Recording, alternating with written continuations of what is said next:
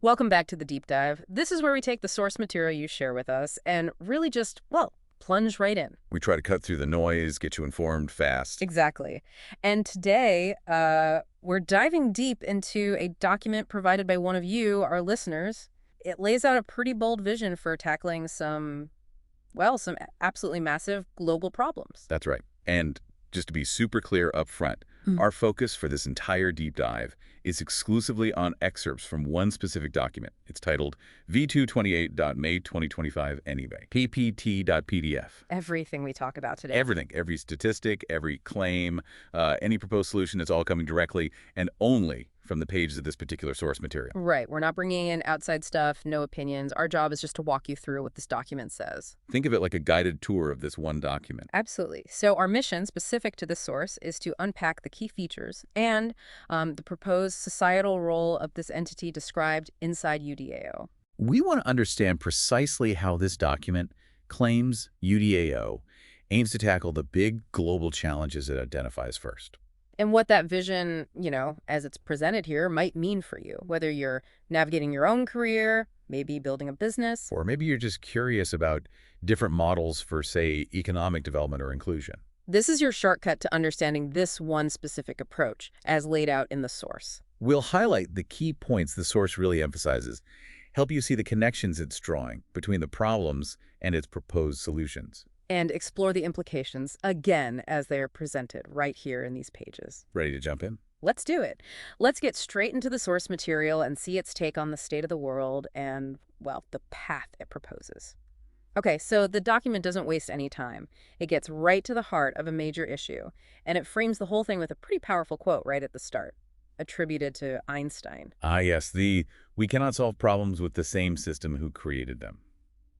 Exactly. Which immediately tells you, the source believes these challenges are fundamental. They're rooted in the structure of how things work right now. It's a strong signal.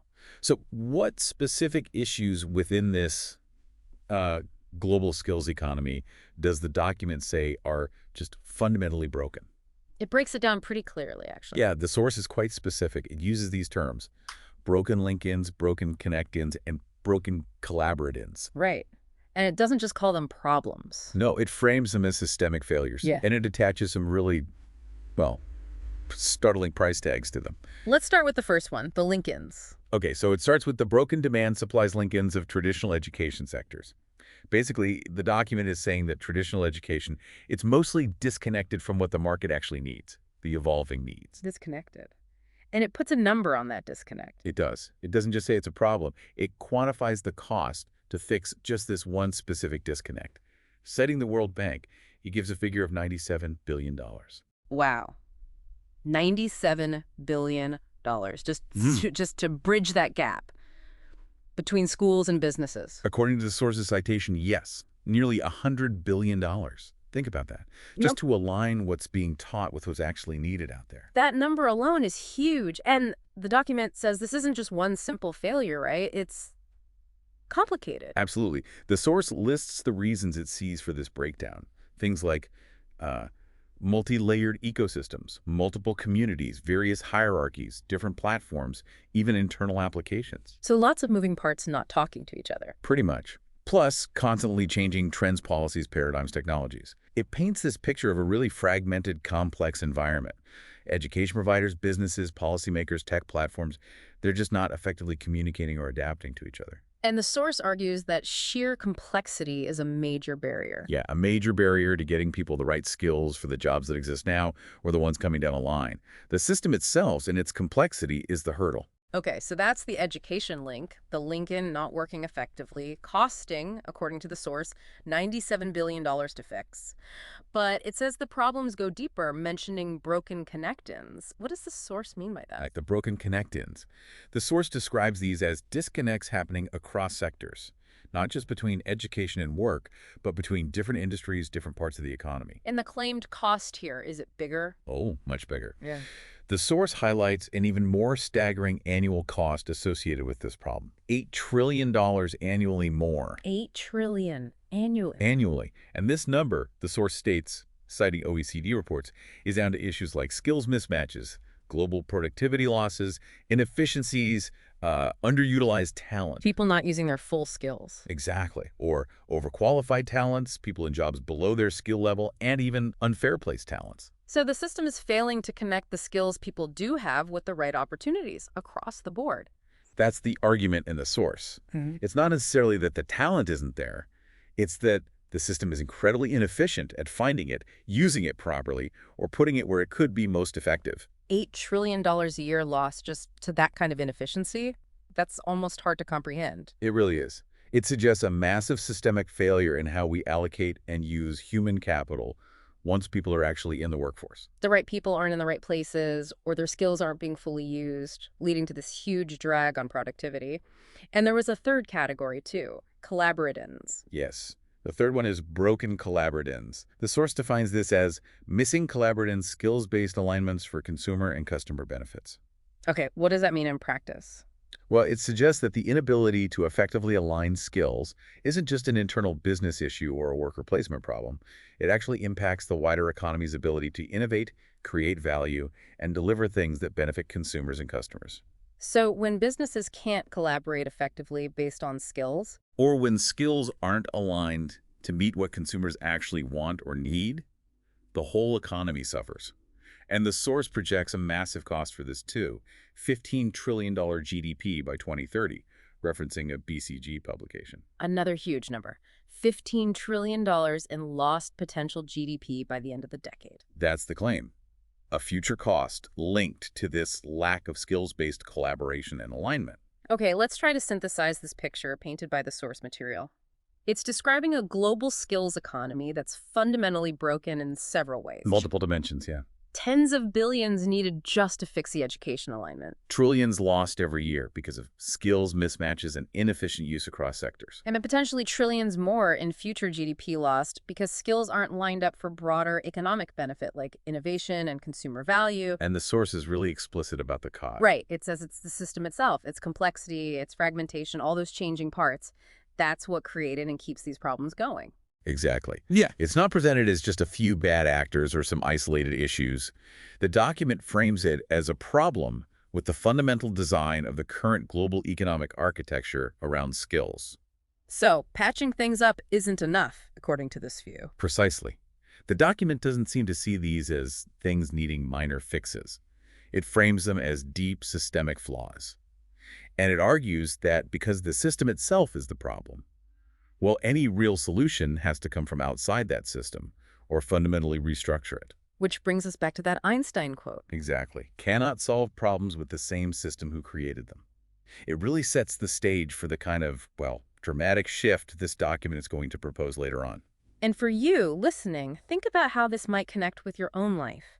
Have you ever felt like your skills weren't really valued in a job? Or maybe you've struggled to find training that you knew would actually lead somewhere good and wasn't incredibly expensive. Or perhaps if you're an employer, you've felt that frustration trying to find people with the exact specific skills you need right now. This document argues those aren't just your individual frustrations.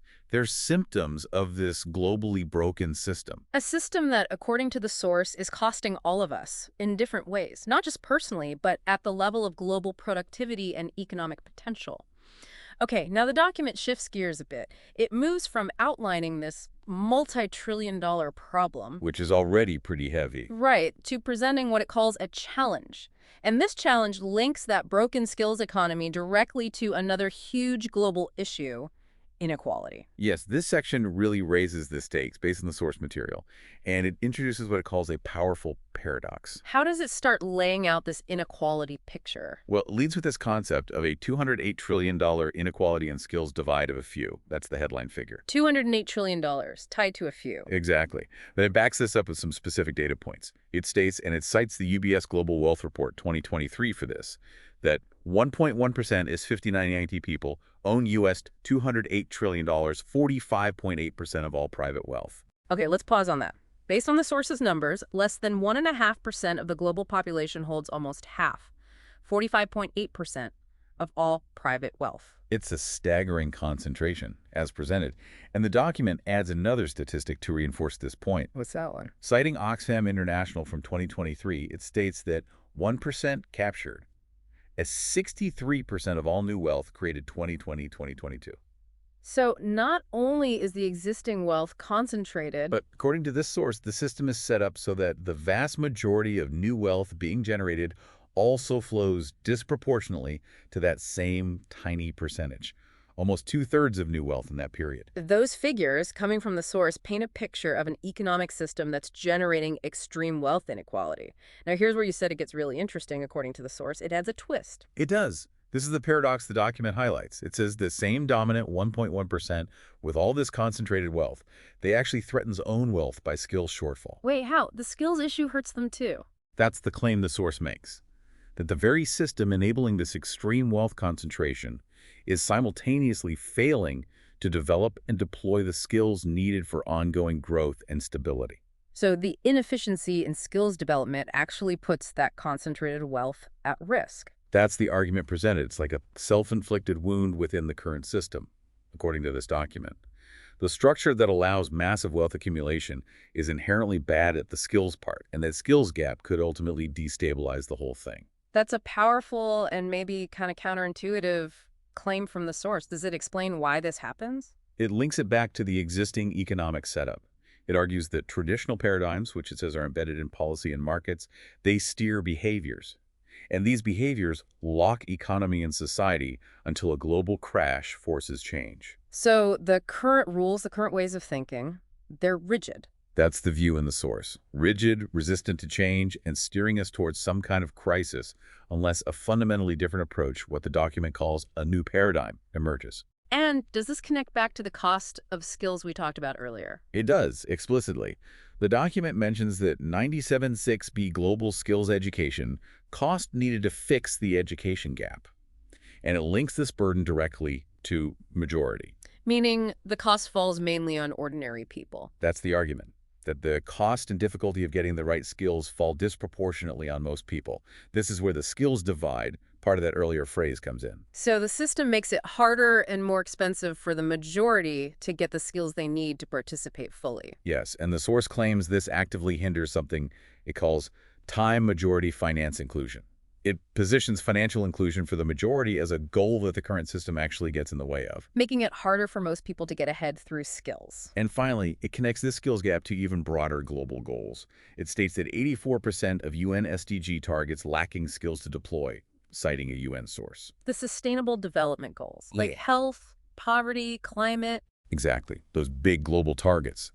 The source argues a huge majority of them simply can't be met because the world doesn't have the necessary skills in place to actually do the work required. So the skills problem isn't just economic. According to the source, it's a direct barrier to global human progress across the board. Okay, let's sum up this challenge section, again, based purely on the source.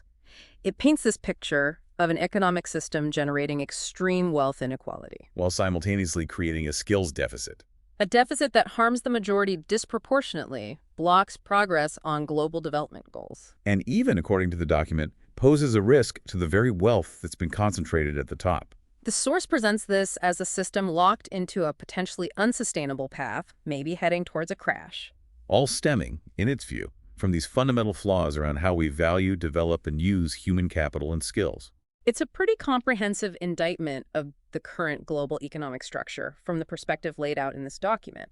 Right, so having laid out this huge multi-trillion-dollar problem of a broken skills economy, and then the stark challenge of inequality and system rigidity. The document pivots. It moves to presenting its proposed solution. Which is? UDAO. It introduces it as a multisectoral utility token-powered platform. Okay, multisectoral utility token-powered platform. Let's break that down. What does the source claim UDAO is designed to do? Well, it introduces UDAO, fundamentally, as a DAO skills economy. DAO meaning Decentralized Autonomous Organization. A skills economy run decentrally, and it makes some big promises. Right away, yeah. Some pretty ambitious claims about outcomes. Fast, cost-saving, personalized career developments for business demands. Faster, cheaper, more personalized, aligned with what businesses need. That's the core promise. It's proposing a system designed to be much more efficient and tailored than what we have now. What specific benefits does the source list? It lists key benefits like cost-cutting learn to earn. Learn to earn, meaning you gain skills and get paid somehow at the same time. That seems to be the idea presented. Reducing the financial barrier to learning. And also performance-boosting talents to recruitments. Suggesting businesses can find and onboard the right people more effectively, boosting their performance. Exactly. And then there's a really bold claim about speed. It is. The document claims 10x faster growth powered by skills-based collective developments. 10 times faster growth. That's a huge claim from the It's source. extraordinary. It suggests that by focusing everything on skills and fostering this collective development within the platform, growth can be sped up by an order of magnitude compared to traditional ways. Okay, 10x faster growth is the bar the source sets. How does UDAO, as described here, specifically try to fix those broken link-ins and connect-ins that were costing trillions? The source gives direct answers to that for the Lincolns, that education to demand gap. The $97 billion problem. Right. UDAO aims to provide individual rewards from classroom to business. The idea seems to be that skills you learn are immediately valuable and rewarded within the platform's business context. Creating a direct incentivized link. Yes, from learning straight into economic activity, making learning instantly relevant and valuable, supposedly solving that disconnect. Okay, and what about the connect-ins?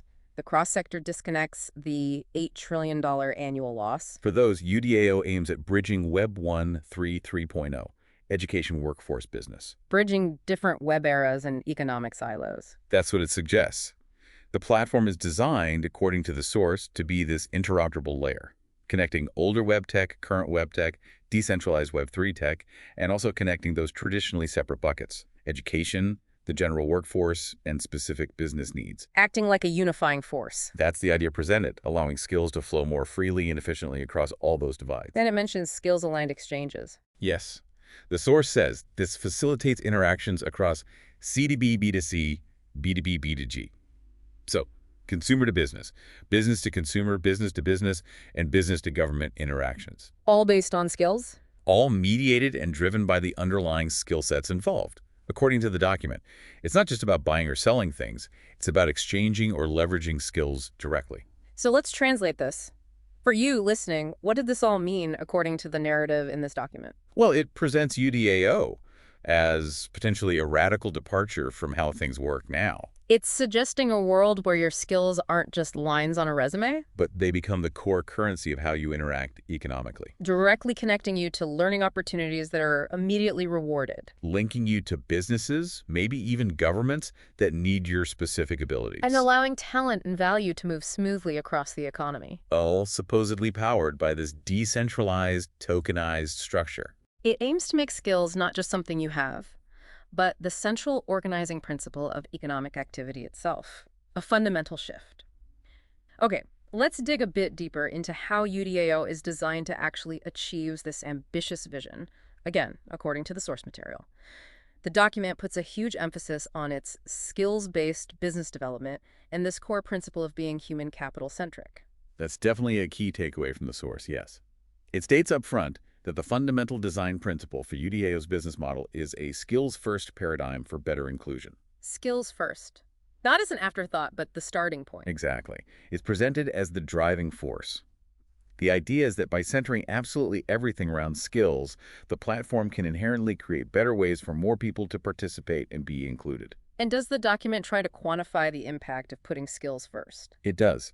It claims that this skills-first approach, applied across the whole ecosystem, customers, consumers, products, projects, everything, unlocks $20 trillion impact value. Another massive number from the source, $20 trillion in potential value unlocked. That's the claim, suggesting that this skills-centric model can tap into enormous economic value that the current system just leaves on the table. And how does it supposedly unlock this value? The source links it directly to being powered by collective growth.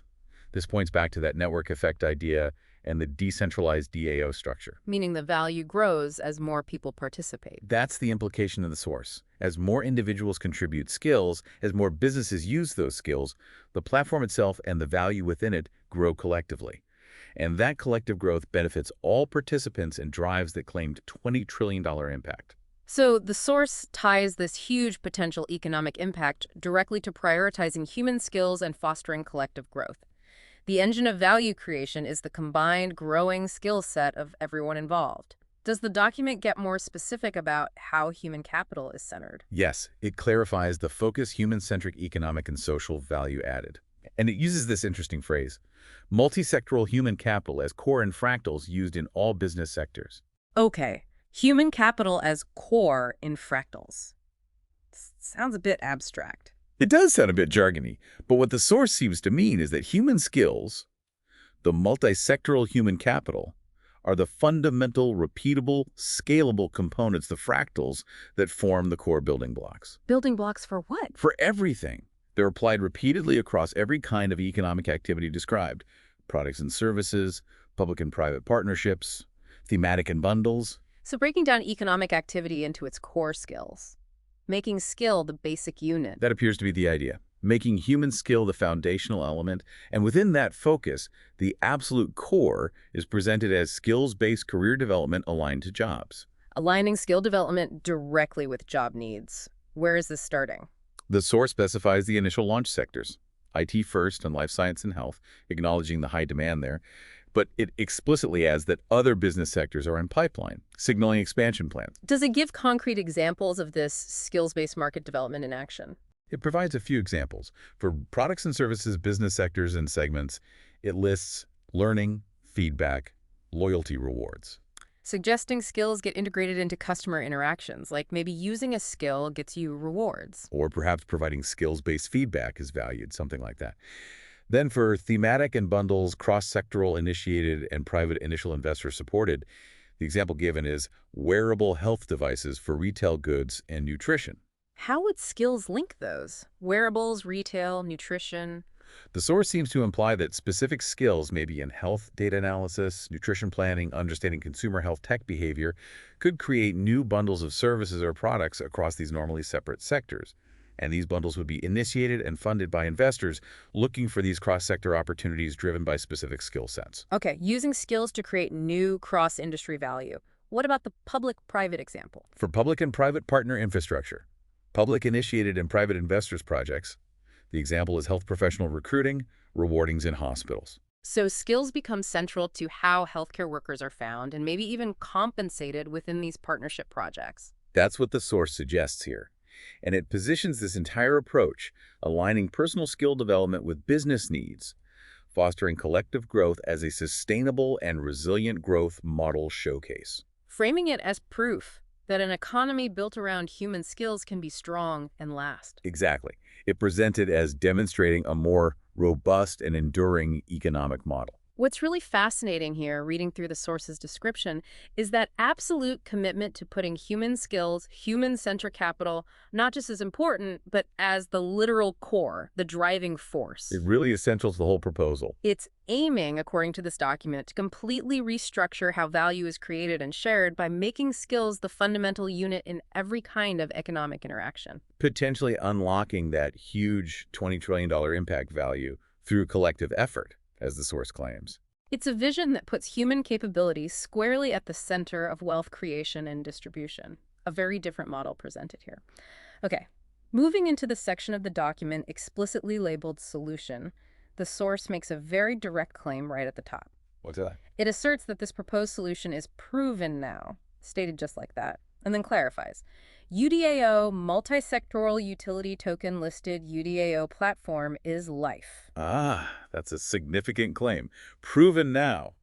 So the source is moving UDAO from just an idea on paper To claiming it's an operational reality, a live platform, a token that's listed and exists. That's a crucial assertion in the source material, and following that, it details the specific promises UDAO holds for a potentially huge number of people. It specifically mentions 2 billion talents. 2 billion, that's a global scale. What does the source claim changes for these individuals if they join this system? It lists some pretty transformative outcomes. For these 2 billion talents, they will supposedly never apply anymore, never get rejected, always get guided, faster upskill, lifelong learning. Whoa. Let's unpack that. Never apply anymore. Never get rejected. I know, it paints a picture of a completely different experience compared to, the usual job hunt grind. How would that even work, according to the source? The source seems to suggest the platform itself proactively identifies skills and matches them to needs. So you wouldn't need to send out applications and face rejection constantly. The platform does the matching and provides guidance. Yes, always get guided for career development and facilitated access to faster upskill and lifelong learning. It implies skill acquisition becomes faster and just, a continuous process, That's a radical promise, shifting from a reactive, often frustrating job search. to what the source presents as a proactive, guided, continuous development journey, all based on your skills. Never apply anymore. That alone would be a massive change for anyone navigating the job market. The source presents the platform taking over that matching role. Does it also mention benefits for the other side, like education providers? Yes, it does. For education suppliers, so universities, training companies, content creators, the source claims UDAO offers three key things: get market demands, new value, new revenue. Okay, get market demands, meaning they know what skills are actually needed. That's the idea presented. UDAO acts as a conduit, giving them real-time data on what businesses and the market need. Which creates new value for their courses. Because they're directly relevant. Yeah. Yeah. And consequently, that generates new revenue streams by connecting them directly to the individuals and businesses on the platform who need those skills. So it aims to plug education providers right into the economic feedback loop. That seems to be the goal described in the source. Benefits across the board, transformative experiences for individuals, new relevance, and revenue for educators. Okay, then the document introduces this concept of resilient parameters, and it uses a comparison table to position UDAO, which it calls the next-gen digital asset class, Next gen, right. against traditional models. It names Silicon Valley, Web 1 2.0, and typical Crypto Valley, Web 3.0 approaches. And this table, in the source, uses these ACT+++ ratings quite liberally to signal where it claims UDAO is superior. Let's go through these parameters as the source presents them. What does it claim makes UDAO more resilient? Okay, the source uses this comparison to really highlight where it sees UDAO standing out. Let's break down the table points. First, under sector, UDAO gets an A+++ and is described as a unique hybrid.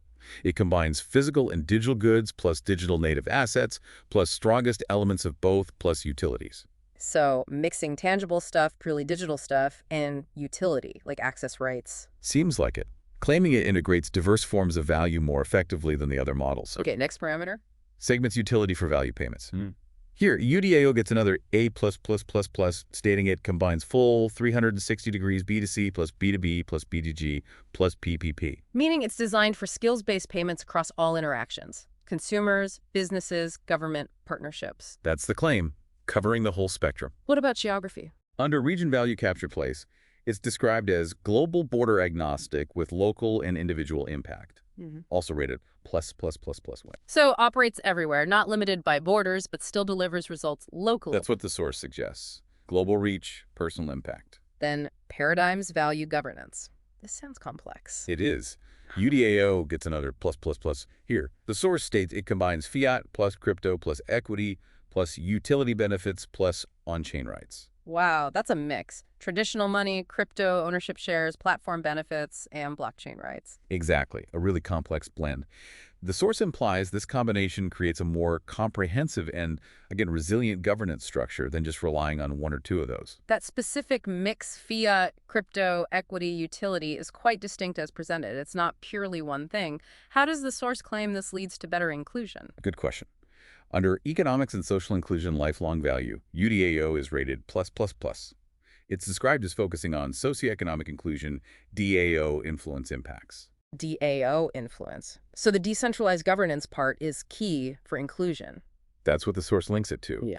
The implication presented is that giving participants, the token holders, direct influence over the platform's direction via the DAO. Well, that ensures the system is designed and evolves in a way that actually promotes inclusion. And delivers value over the long term, lifelong value. Right. To a broad base of users, not just a select few. That's the connection the source makes between the DAO structure and inclusion. What about the underlying technology? Under technology used private-public value, UDAO gets a +++. It's listed as using AI platform apps blockchain DAO public. So a mix of tech again, standard web stuff, AI, and blockchain DAO, and public. Yeah, suggesting it integrates all these and positions the core blockchain DAO layer as public, maybe meaning open or transparently accessible. Okay, now for resilient liquidity management and transparency, this seems crucial for stability. Very crucial. Yeah. Here the source makes a key claim about UDAO's structure, rating it +++, tri-liquidity, active revenue, digital return, passive royalty. Tri-liquidity. 3 sources of value flow. That's how it's presented. Active revenue, The source later clarifies this likely comes from transaction fees on the marketplace, digital return, maybe related to the token's value or utility, and passive royalty income from partner integrations. And having these three streams makes it more robust. That's the argument in the source. Less dependence on just one form of value makes the system more resilient. What about fitting into global standards, like sustainability? That's covered under accreditation impact compliance and votings. UDAO gets another plus, mentioning UN's SDG ESG real-time ratings accreditations rewards. Okay, that's significant. Integrating UN Sustainable Development Goals and ESG criteria directly. That's the claim, that the platform is designed to measure activities against these standards in real time, and achieving positive impact is apparently accredited and rewarded by the system itself. Directly linking platform activity to global impact goals. Yes, tying economic activity within the platform to broader sustainability and ethical objectives according to the source. And the final parameter. Human centricity value drivers accepted. Unsurprisingly, UDAO receives a plus here, described as collective purpose drive ROI inclusion x speed. Reinforcing that core theme again. Exactly. It argues that the human element, the collective purpose of the participants, is what multiplies the return on investment, ROI, the inclusion, and the speed. The source claims that by centering everything on human skills and purpose, it achieves better financial results, broader participation, and faster growth than other models. That's the core assertion in this final point. Human centricity as the key driver of success across multiple dimensions. Wow.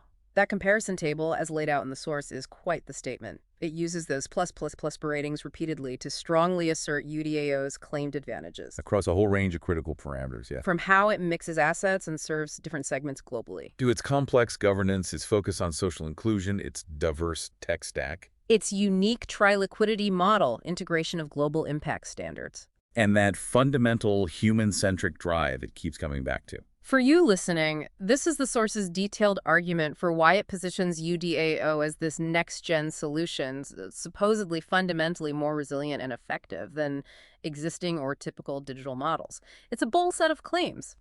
The document also gives some insight into the strategy. How is this system actually supposed to grow and operate? It mentions seeking strategic alliance core, team growth, and expansion. Right, with an impact focus on UDAO token and platform layer. The goal, as presented, is to scale up to achieve accountable impact, so measurable financial impact using a lean and stable core organization and an adaptive architecture. Which suggests a focus on partnerships, efficiency, and flexibility in how it's built and run. So what are the core components that make this work, according to the source? Okay, the source outlines the key pieces. First, it identifies, anyway, Swiss Web 3.0 DAO company. That's the name from the PDF title, too. Exactly. It's described as the entity responsible for the core infrastructure. SWDev Deployment Multisectoral Utility Token Listings. And importantly, making the token usable across business and individuals for payments, services, votings. So anyway, it is positioned as the builder and operator behind the UDAO platform and its token. That's how it reads. The engine providing the tech and making the token functional for different uses. And the token itself is obviously central. Absolutely. The utility token is described as being at the heart of the economic model. Its role is presented as multifaceted. How so? It enables cross-sectoral collaboration. It gives holders governance rights, which ties into that DAO aspect we discussed. So token holders get a say. Apparently. It also grants platform access and offers aligned economic upside. Meaning owning the token potentially benefits you if the platform grows. That's the usual implication. The source notes it has a limited supply common for tokens and explicitly states that network effects drive collective value added higher. Ah, the network effect. The more people use it, the more valuable it becomes for everyone. That's the critical mechanic presented here. As users and businesses join and interact, the collective value created within the network increases, which theoretically benefits token holders and participants. Okay, what about the technical platform itself? The document describes the core layer as PaaS, Platform as a Service. Its job is to unite multiple sectors in one marketplace, and it needs to be scalable, decentralized. A central marketplace, but decentralized and scalable. What's the goal of this PaaS? The key objective stated in the source is to enable recurring collective, faster revenue and profit flows fair to contributors. Fairly distributing the revenue generated back to the people contributing value. That's the stated aim. This pass is where everyone interacts, providing the foundation for value exchange, and it's supposed to ensure the money flows back fairly. How does it make money? What are the revenue streams mentioned? The source identifies specific streams.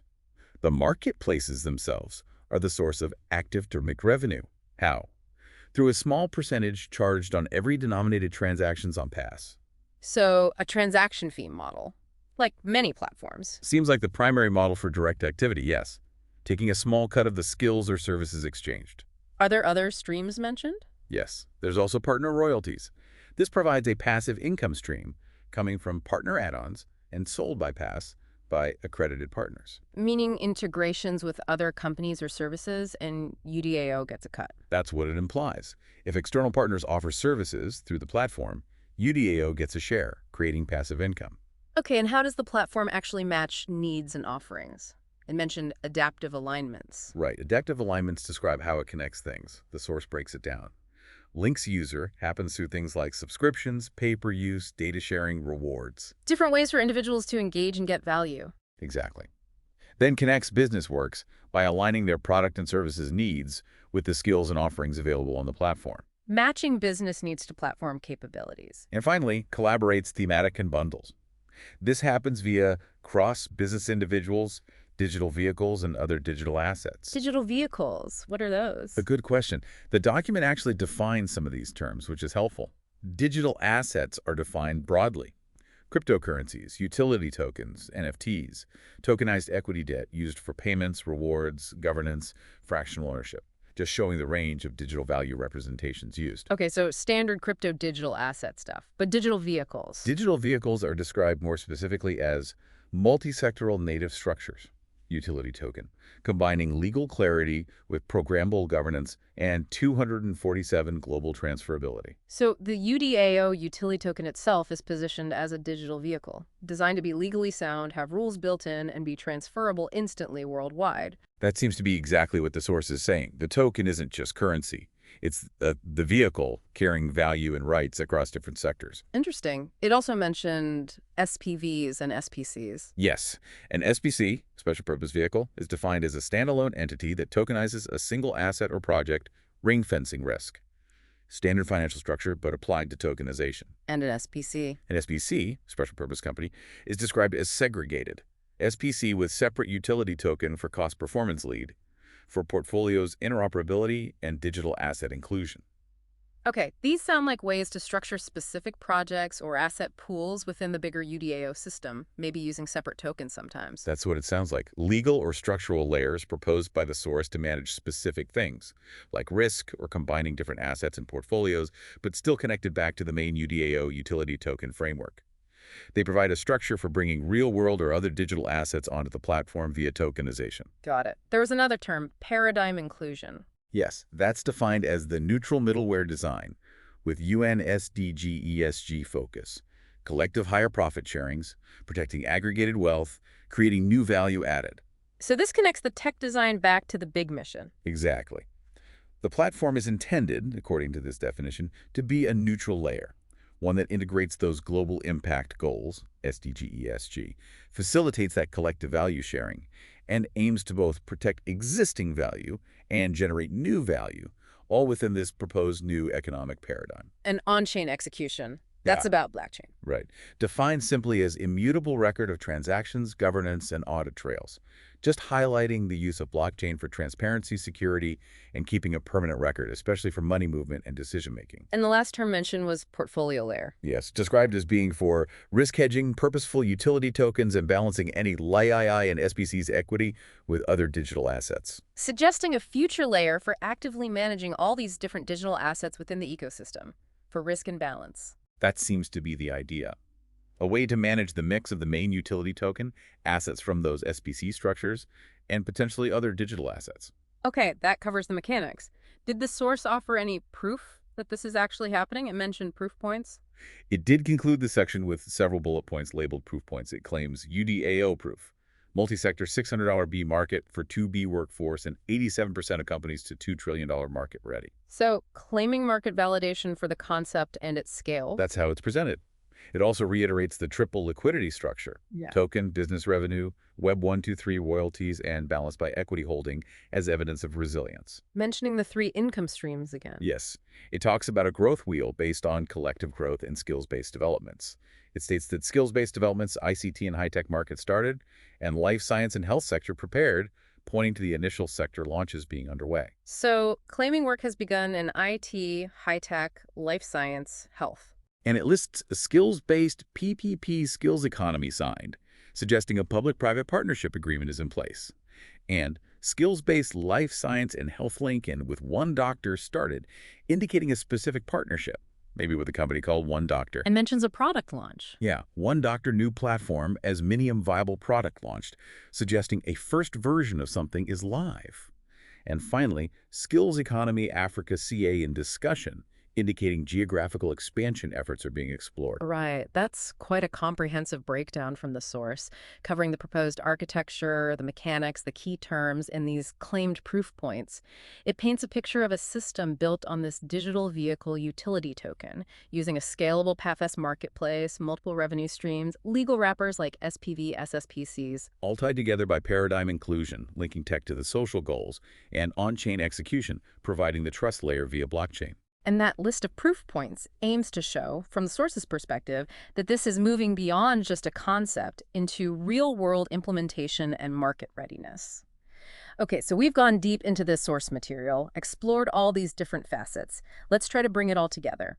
Drawing exclusively from the document we've discussed, what does this all mean? How can we synthesize this ambitious vision for you, the listener? Well, let's retrace the journey presented in these pages.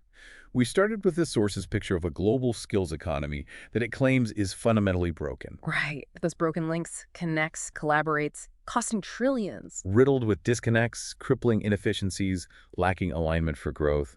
Then the document raised the stakes. Linking that broken system directly to massive global inequality. Exactly. Arguing the same structure, concentrating wealth, also creates a skills deficit harming the majority, blocking UN goals, and maybe even risking that concentrated wealth itself. The force depicted the current system as rigid, possibly heading for crisis. And the solution presented. UDAO, framed in the source as a fundamental shift, a human-centric, skills-first, multisectoral platform, Powered by that utility token and DAO governance. making those revolutionary promises like never apply anymore, 10x faster growth, unlocking $20 trillion impact value through collective growth. We looked at how the source claims this works. By making multisectoral human capital the core building block, using skills-based market developments, we examine those resilient parameters. Where the source positioned UDAO as a next-gen digital asset class, claiming superiority over other models in areas like mixing value types, global reach, hybrid governance, inclusion, tech use, that tri-liquidity, and integrating impact goals, all driven by human centricity. And finally, we unpack the strategy and mechanics, the role of the Anyway company, the utility token as a digital vehicle, the PRS marketplace, the revenue streams, the supporting structures like SPV, SSPCs. Underpinned by on-chain execution and that goal of paradigm inclusion for collective value sharing and protecting wealth, with those proof points offered as evidence of progress. So if we connect all that back to the bigger picture presented in the source material, UDAO isn't just described as a new tech platform or a typical business. It's framed as something much bigger. Yeah, potentially a transformative economic model, designed from the ground up, according to the source, to fundamentally redefine how skills are valued, how opportunity is accessed, how value is generated and shared, and how wealth circulates. Aiming squarely at fixing those problems of inefficiency and inequality it identified at the start. By trying to shift, as the source puts it, away from a system where wealth drains wealth from majority, towards one focused on collective higher profit sharings and protecting aggregated wealth within this proposed new paradigm. A paradigm built centrally around human skill and collective purpose. So for you, listening, this document presents a vision that really tries to flip the script on the challenges many face in the global skills economy. It's asking you to imagine a world where those barriers, developing skills, finding good opportunities, using your talents fully, are systematically tackled by a whole new economic infrastructure. Imagine the implications if a system could actually deliver on that promise of never apply anymore, or make lifelong learning truly rewarding and accessible for billions, as the source claims. The document suggests this model, if it scales as envisioned, could fundamentally change individual careers, reshape how businesses find and grow talent. And potentially create a more inclusive, more resilient global economy. That's the ultimate vision presented here. We've covered a lot of ground in this deep dive, digging into the source material you provided. We explored its depiction of the broken global skills economy, the challenge of inequality it laid out. In UDAO's ambitious proposed solution, that human-centric, skills-first, multisectoral platform powered by a utility token and DAO structure. We've unpacked its claimed benefits, its business design, those resilient parameters, the strategic mechanics, and the proof points offered. All sticking strictly to what the document itself states. It presents a really complex and, frankly, very ambitious vision for a new economic paradigm centered on skills and collective value, designed to fix the deep problems it identified in the current system. It certainly does. A very detailed proposal. So, as we wrap up this deep dive, drawing from the concepts presented in the source material, here's maybe a final thought to leave with you. Go on. The document claims UDAO, built on things like immutable on-chain execution, aiming for both collective profit sharing and protecting aggregated wealth, represents this new paradigm. It's designed, it says, to disrupt the traditional paradigms that are currently locked in place. Right, the one steering behavior now. Exactly. So, given the sheer scale of that existing $208 trillion in wealth concentrated under those traditional systems, the very systems the source claims are rigid and resistant to change, how might a platform like the one described here actually navigate the inevitable friction, the regulatory hurdles, the powerful entrenched interests within the economy it wants to transform? That's a huge question. How does it interact with the established powers? Yeah. What are the inherent challenges in truly scaling and embedding this human-centric capital model across all these global business sectors, especially when you're trying to fundamentally change behaviors that are driven by the very traditional paradigms you're trying to replace? It's a vision that definitely raises profound questions about real-world implementation and adoption, especially when facing those existing global economic power structures. Absolutely. Something to ponder. Thank you for joining us on this deep dive into this specific source material today. We hope this gave you a clear, detailed understanding of the UDAO vision as presented within the pages you shared with us.